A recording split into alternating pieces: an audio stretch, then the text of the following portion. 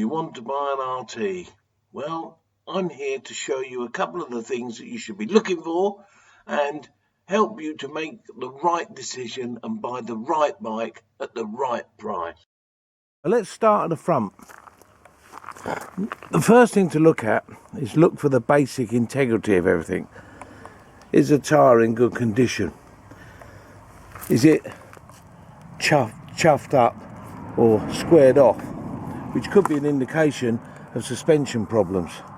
If the tyre looks in reasonable condition, then you can generally suspect that the suspension is really good. Now, the suspension on these bikes is not damped by the forks. These forks literally hold the wheel. The suspension is on a shock absorber, which is there, spring and shock absorber, which attaches to the front wishbone. That is your suspension, the spring and the shock absorber. The oil that's contained in the fork legs is purely lubrication for the legs themselves. It's not a damping force. So if you get a leak from the top of the fork legs, although it's an irritant, it's not as bad as on a normal bike. You don't have to worry that your suspension's going to be compromised. So that's one of the first things to look at. Make sure that this ball joint here has not got any movement in it. Any movement in that ball joint is deadly. So don't entertain any movement there. Also, this joint here, this bearing in here is the other half, if you like, of the triple. So this, when you get hold of this bar, you shouldn't be able to lift it up and down, up and down. Any movement of this is an indication that there's a problem with that. It's fairly common, but not mega common. But just double check it. The brakes. Now let's look at the front brakes. Front brakes on these bikes, Brembo front brake setup, very reliable, very dependable, brilliant brakes, nothing wrong with them at all. ABS through that reluctor there, not normally an issue with the ABS. The ABS on these bikes is quite simplistic, and as a result it's reliable. The ABS brakes that are used on the later bikes is a little bit more complicated, and obviously as a result fails. The one thing you need to worry about on these brakes is this. Can you see that movement? A little bit of movement like that is not the end of the world. It's controlled by these bobbins here. You can buy these bobbins as a complete set. They're spring loaded. You can buy them as a complete set. They're quite expensive. Not mega expensive, but they're quite expensive. But they will completely eliminate that movement. But look what happens if the movement becomes excessive. See how that disc is moving significantly. Now the thing is, this bike is still acceptably okay, but that is beginning to get a little bit, you know, it needs a set of bobbins on that disc. The calipers themselves do seize.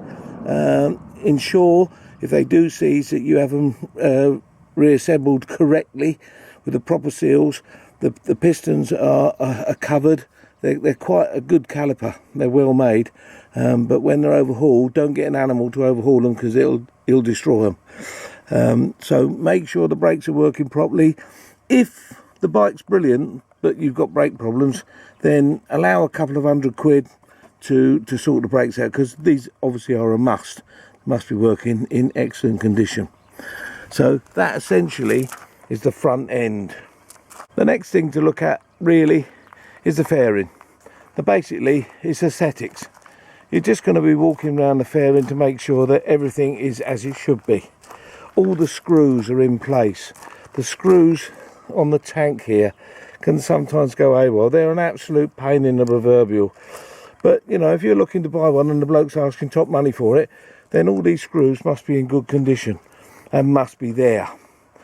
Make sure the mirrors are nice and sound, and that the indicators haven't got any cracks in them.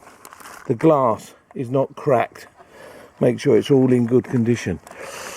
The screen, this particular bike's got a new screen on it, even though I've been using it, so you can see it's a bit dirty, but the screen must move properly, smoothly, gently, and be in good condition.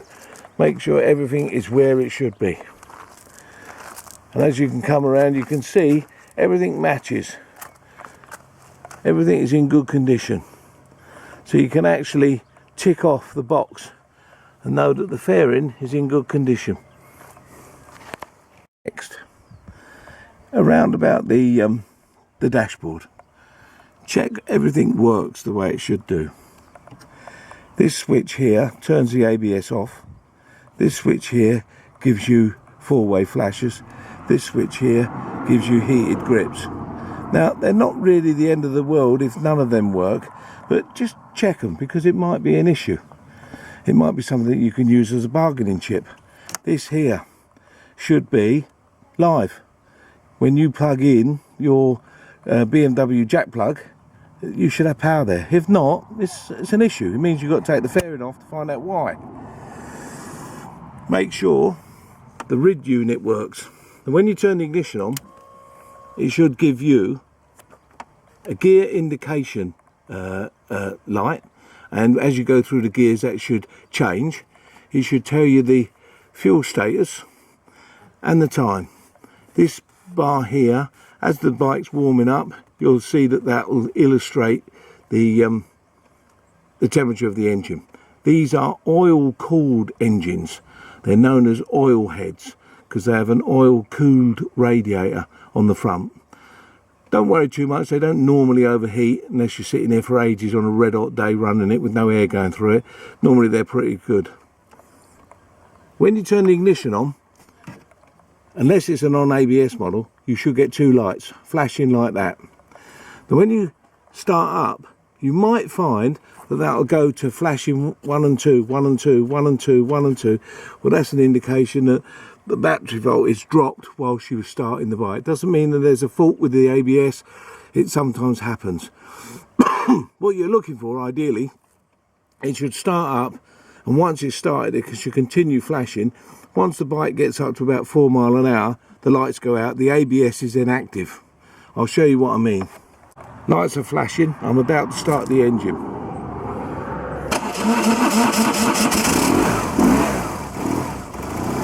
The engine's now running, both lights are now flashing, which means that the ABS is ready to be activated. So as soon as the bike moves, those lights will go off and you'll hear a noise under the tank, sort of a bit of a squeaking noise, as the ABS activates. If those lights go to independent flashing, it means that the ABS is not going to be active. And the only way to do that is to drive the bike for a short while to get the battery fully charged up and then do it again. There's only voltage problem. Alright, that's the ABS. The bike should tick over without any noises. No tapping. No horrible noises from the front end indicating slack in the chains. Also, on these bikes, they do suffer from surging and from throttle body malfunctions, but normally most of them can be eradicated. If it revs cleanly like that, it's an indication that it's probably in good condition. When you start these up, they do smoke a bit. Don't worry about it, it's not the end of the world. The only smoke that you need to worry about is if it smokes a lot on acceleration. If they smoke a lot on acceleration, it might mean that it's overfueling. See the photographs I'm about to put up.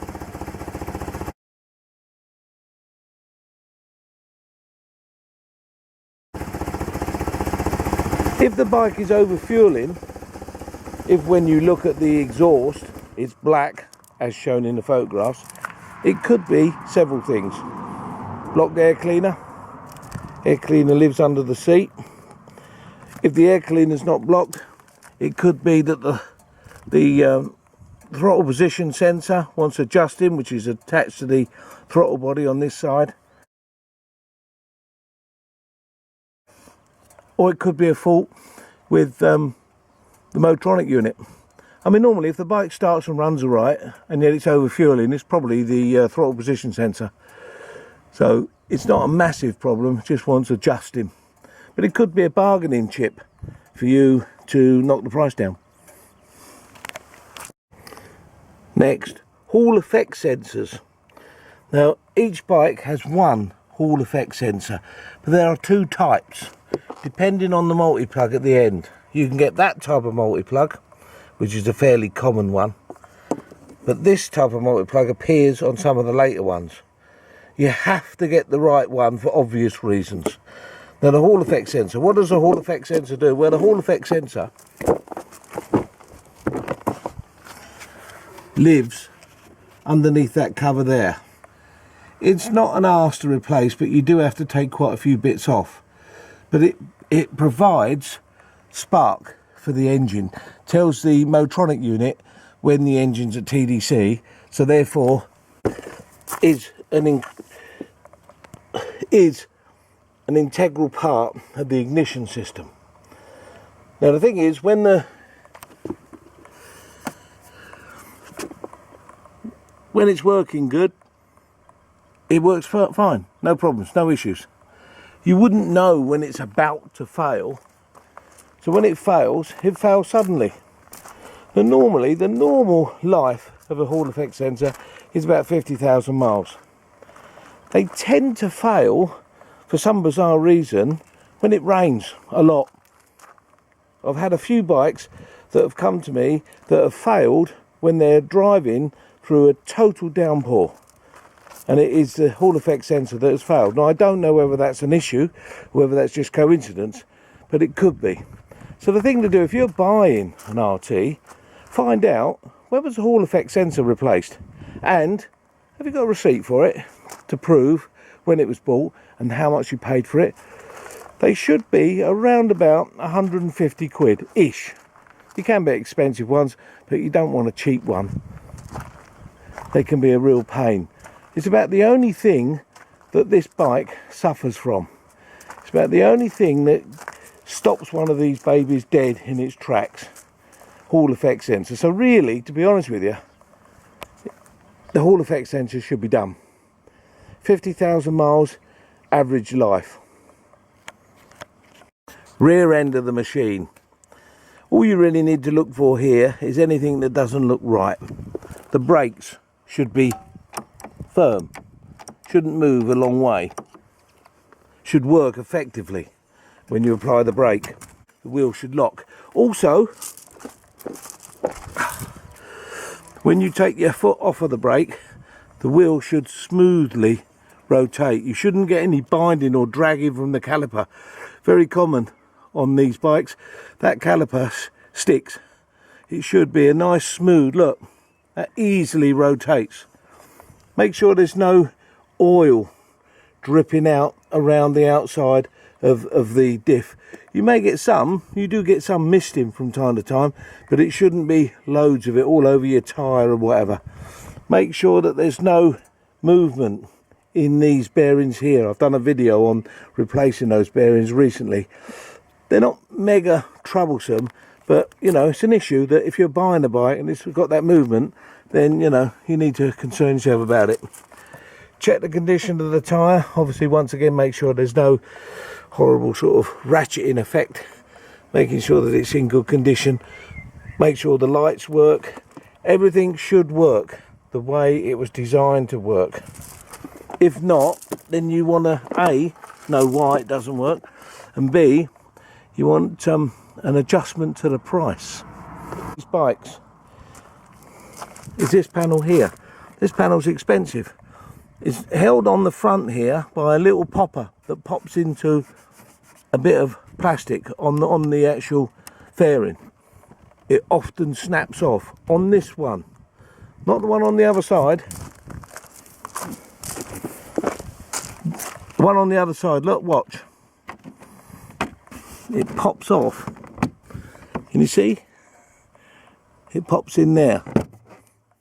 And on that side, the other side, the side with the handle, it for some reason breaks off. They're about 75 quid, those side panels, so you know, a bargaining chip once more. Essentially, when you ride it, it should feel safe, planted and in control.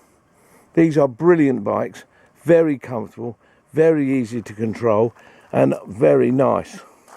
So if there's one with any issues on the way it feels, the way it handles, then, you know, really perhaps it should be one you should walk away from.